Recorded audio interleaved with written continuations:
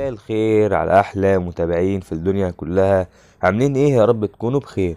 النهارده ان شاء الله يا شباب معانا حلقه جديده، بس قبل اي كلام ما تنساش الصلاه على النبي عليه افضل الصلاه والسلام. النهارده ان شاء الله يا شباب معانا لعبه اف تي اس 2022، مود لعبه بيس 2022، وكمان يا صاحبي باخر الانتقالات والاطقم، وكمان بخلفيات روعه جدا. وان شاء الله اللعبه دي هتعجبك، عشان كده يا صاحبي عايزك انك تدعمنا بلايك، ولو انت اول مره شوفنا وانت لسه في القناه ما تنساش انك تدعمنا بالاشتراك، وكمان تفعل زر التنبيهات عشان يوصلك كل جديد اللي احنا بننزله هنا على القناة. وكمان اكتب تعليق محفز يا صاحبي، وشكرا ليكم جدا. دلوقتي بقى يا صاحبي هيبقى معاك ملف زي ما انت شايف كده. الملف ده بحجم 312 ميجا بايت، حجمه مناسب جدا لجميع الهواتف، وطبعا اللعبة بتشتغل بدون انترنت. طبعا الملف ده هتبدأ انك تنزله من خلال اللينك اللي هسيبهولك في الوصف ان شاء الله. هتبدأ انك تضغط على الملف ده ضغطة، وتضغط على كلمة استخراج هنا. هيبدأ يستخرج معاك الملف اللي انت شايفه قدام حضرتك ده. بعد ما تستخرجه صح وتبدأ انك تخش على الملف ده، هيظهر معاك 3 ملفات بالشكل ده: ملف الاي بي كي، وملف الاو بي بي، وملف الداتا. هتبدأ يا صاحبي ان انت تثبت ملف الاي بي كي.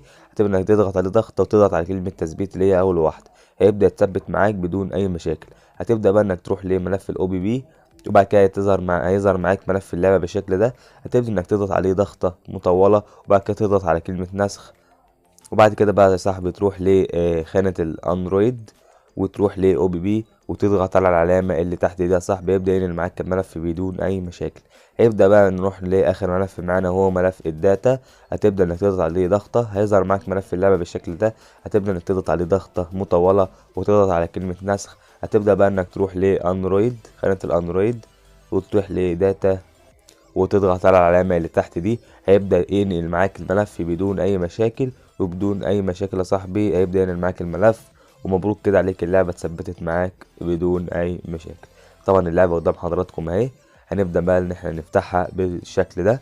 اللعبة طبعا هتبدأ تفتح معانا دلوقتي حالا اهي يا شباب. هتفتح معانا. هتبدأ بقى تضغط على الرسالة دي كده، تضغط عليها كده، وهيبدأ يفتح معاك اللعبة بدون أي مشاكل.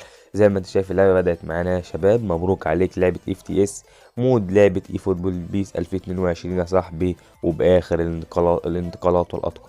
لكن للأسف يا صاحبي اللعبة دي مفيهاش أي دوريات عربية، كلها دوريات أجنبية زي الدوري الإنجليزي، والدوري الفرنساوي، والدوري الفرنسي يعني، والدوري الألماني، زي الدوريات دي يا صاحبي.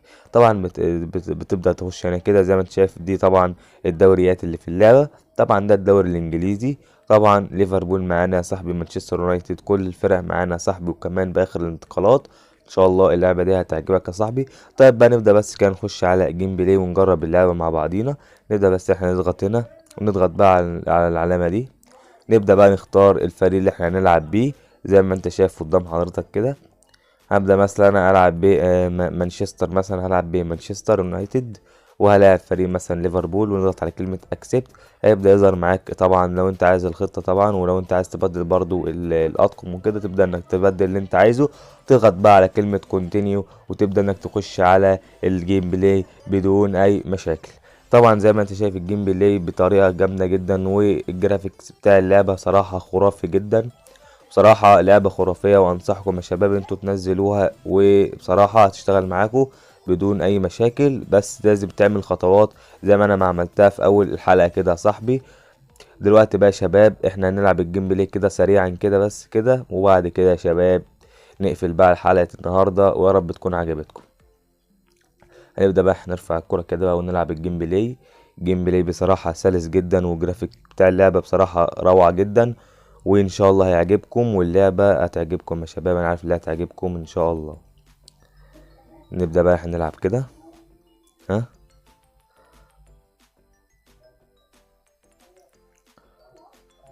زي ما انت شايف كده لعبة بصراحة سلسة جدا. يا رب يا رب يا رب اللعبة دي تعجبكم يا شباب. طيب يا شباب دلوقتي بقى احنا وصلنا لنهاية حلقة النهاردة. ما تنساش بقى لو الحلقة دي عجبتك انك تدعمنا بلايك، ولو انت اول مرة تشوفنا وتأنسنا في القناة ما تنساش انك تدعمنا بالاشتراك، وكمان تفعل زر التنبيهات عشان يوصلك كل جديد لحد عندك. ولو عندك اي سؤال او اي استفسار عندك الكومنتات تحت يا صاحبي، وتقدر انك تسألني. ولو انت عايز برضو تتواصل معايا عندك لينك الانستجرام بتاعي، ببقى هناك على طول يا صاحبي. لو انت عايز تسأل اي سؤال تواصل معايا على الانستجرام. الوقت بقى يا شباب وصلنا لنهاية حلقتنا، وكان معكم مصطفى من قناة مصطفى تك، ويلا سلام.